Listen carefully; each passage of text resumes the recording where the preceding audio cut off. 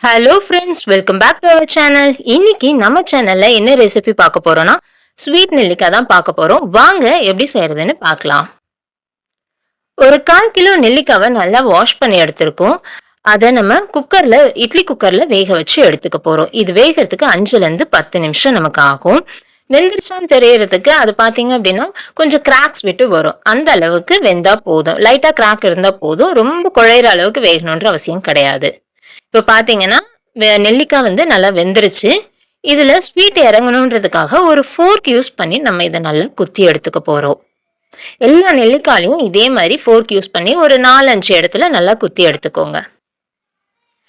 இனிப்புக்கு நம்ம கல்கண்டு சேர்த்துக்கலாம். 1 கப் கல்கண்டு சரியா இருக்கும். கல்கண்டு சேர்த்துட்டு அதுல கொஞ்சமா தண்ணி ஆட் பண்ணி இந்த கல்கண்டு கரையட்டும், அப்படியே விட்டுருவோம்.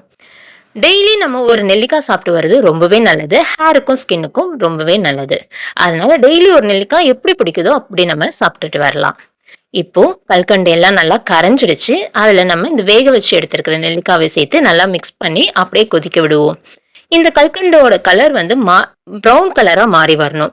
அந்த அளவுக்கு சேஞ்ச் ஆகி வரட்டும். இப்ப பாத்தீங்கன்னா சேஞ்ச் ஆயிடுச்சு. இது ஒரு 2 நிமிஷம் அப்படியே விட்டுட்டு ஸ்டவ் ஆஃப் பண்ணிடுங்க. ரொம்ப நேரம் வச்சீங்கன்னா அது கரிஞ்சு போயிடும். அதனால 2 நிமிஷம் மட்டும் கொதிக்க விட்டுட்டு ஆஃப் பண்ணிட்டு நல்லா ஆற விட்டுட்டு அந்த சிரப்போடையே நம்ம ஒரு பாட்டில்ல ஸ்டோர் பண்ணி வச்சுக்கிட்டீங்கன்னா ரொம்ப நாள் நல்லா இருக்கும். டெய்லி நம்ம ஒண்ணு எடுத்து சாப்பிட்டுட்டு வரலாம்.